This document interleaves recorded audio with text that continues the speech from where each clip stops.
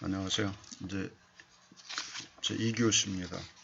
제가 좀 오랫동안 쉬었다가 여러분 다시 2교시를 찍게 됐습니다.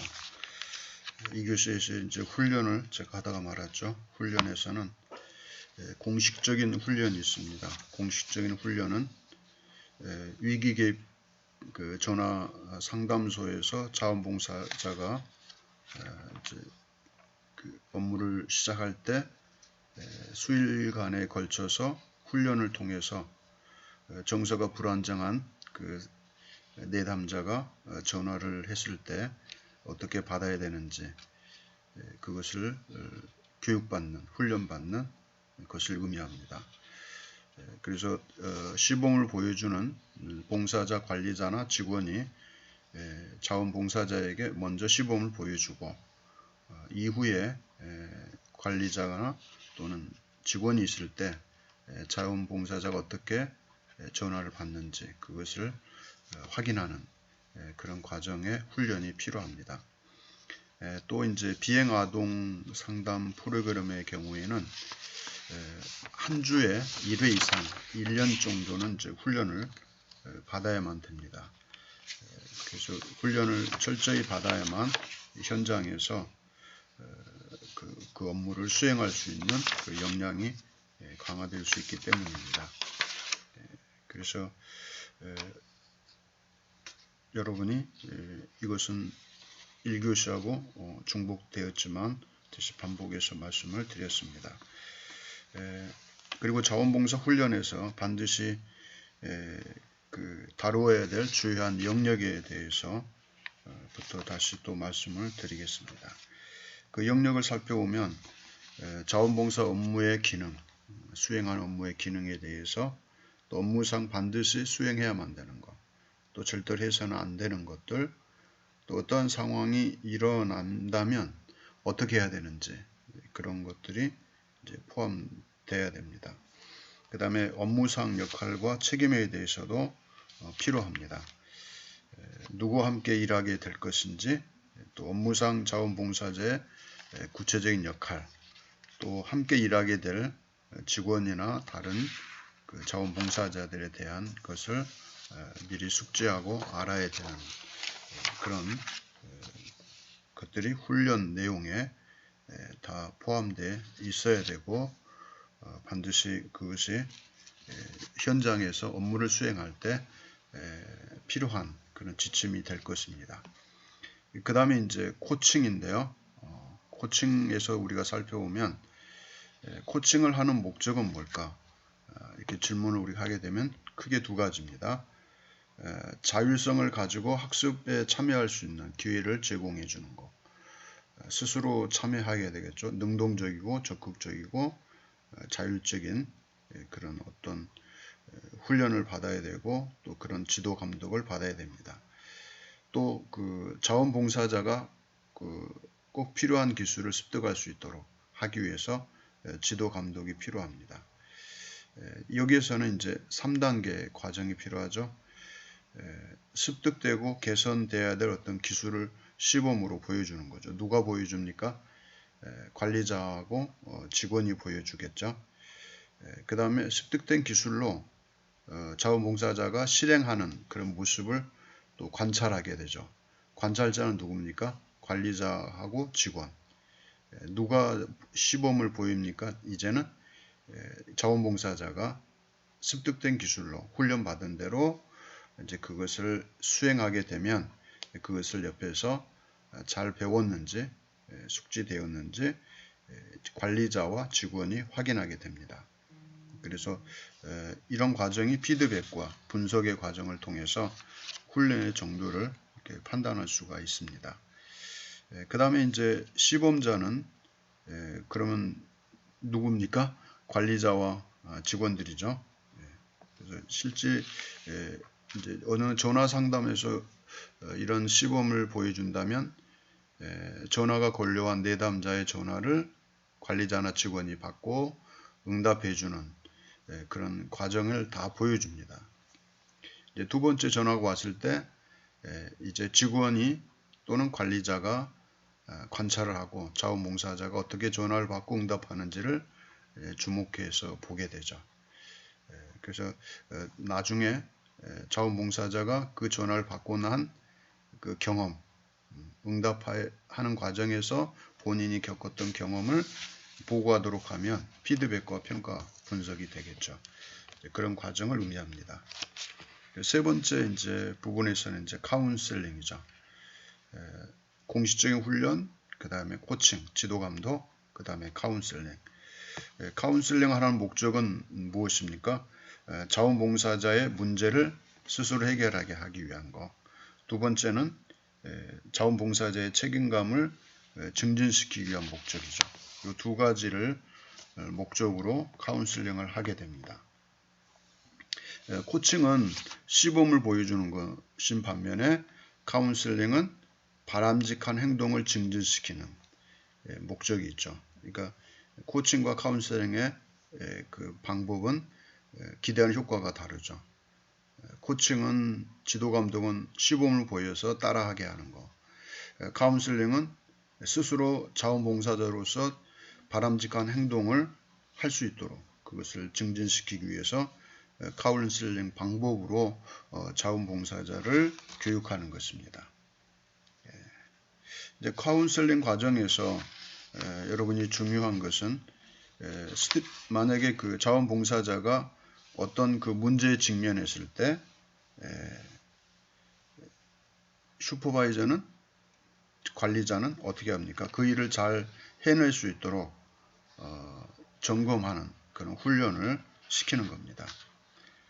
이제 스트레스나 어떤 문제를 직면했을 때 어떻게 해야 되냐? 분명히 필요한 게 첫 번째 뭡니까? 문제가 무엇인지 확인해야 되죠.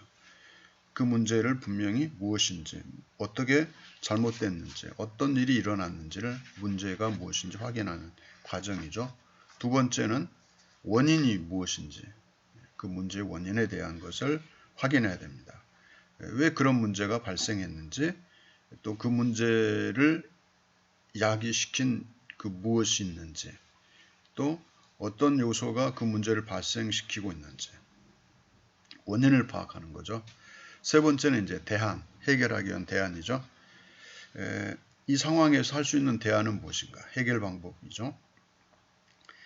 그 외에 무엇을 시도해 볼 수 있는가? 또 이러한 대안을 실행에 옮기는 것을 고려해 보았는가? 또 대안을 실행한다면 어떤 결과가 예상되는가?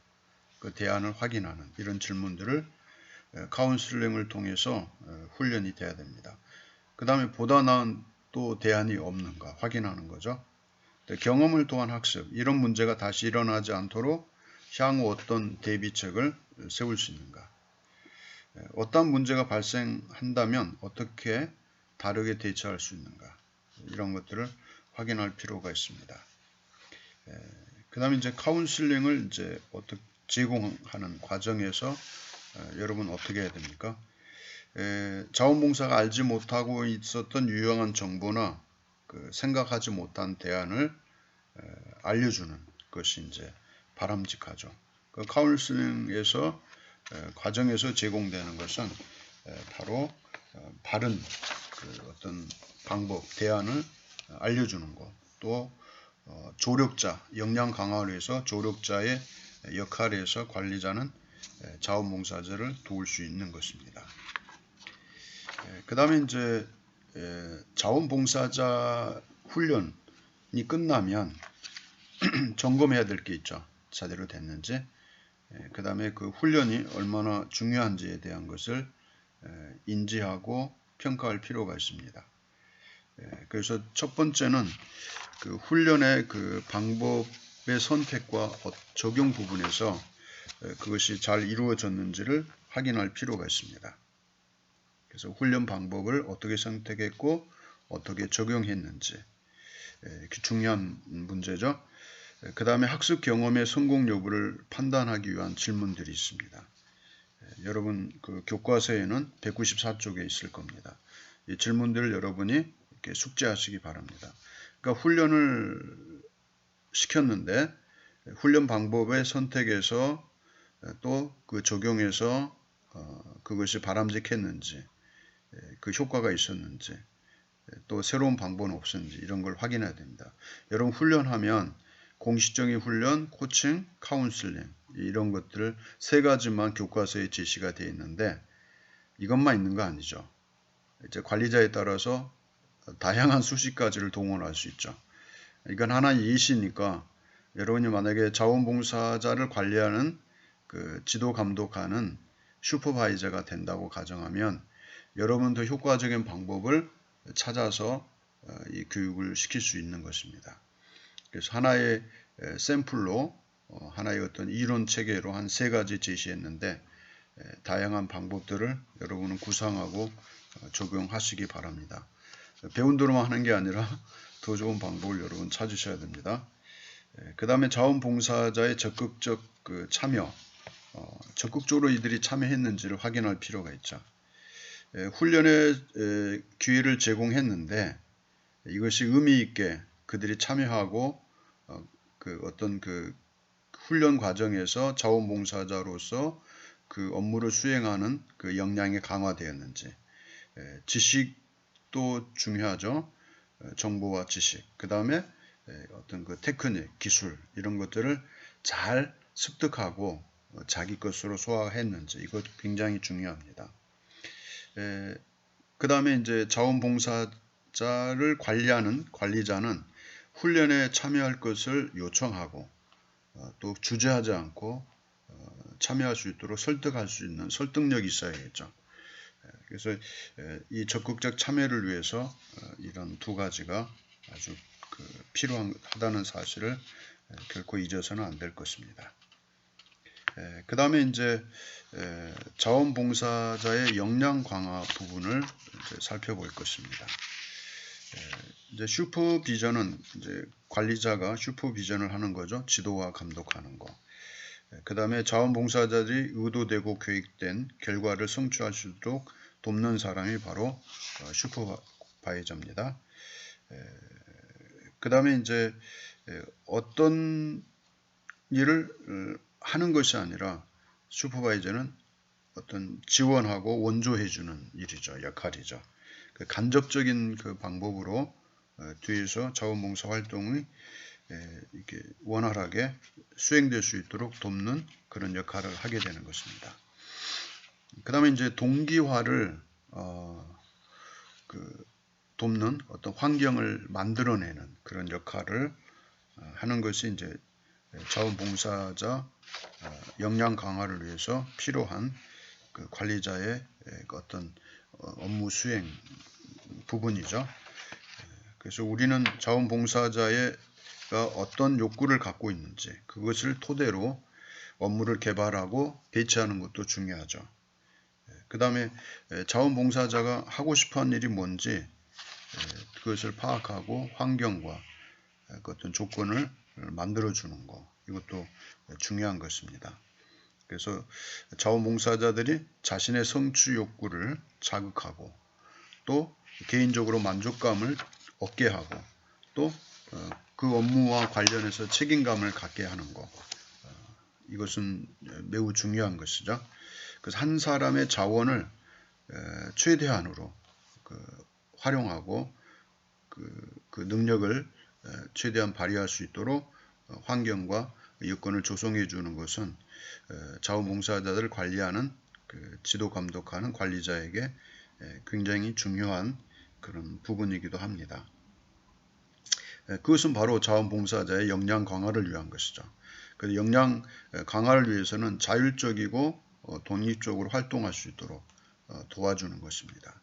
그래서 그 역량 강화의 그 방법, 기법은 그 일정한 범위 안에서 그 업무를 수행하는 과정에서 책임감을 가지고 수행하게 하는 것. 그 다음에 그 과정에서 어떻게 판단하고 결정할 수 있는 업무 수행 과정에서 판단과 결정에 어떤 권한을 부여해 주는 것. 이것도 굉장히 중요하죠. 그 자원봉사자의 역량 강화를 위해서 우리는 중요한 부분을 인지해야만 됩니다. 그 다음에 이제 그 권한 부여와 이제 딜레마도 있을 수 있습니다. 그거는 이제 업무를 수행하는 과정에서 권한을 부여하지만 이제 다양한 문제들이 이제 발생할 수 있는 그런 어떤 여지들도 우리가 고려할 필요가 있습니다. 그것은 이제 권한을 부여하게 되면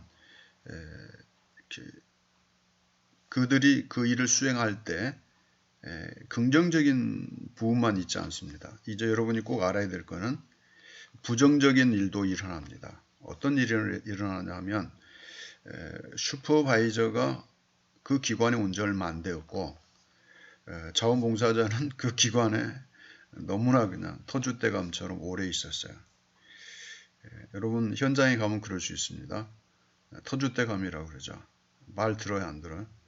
옛날에 이렇게 했는데 뭐 지가 뭔데 뭐 이렇게 하라고 속으로 중얼거리면서 자기 멋대로 합니다.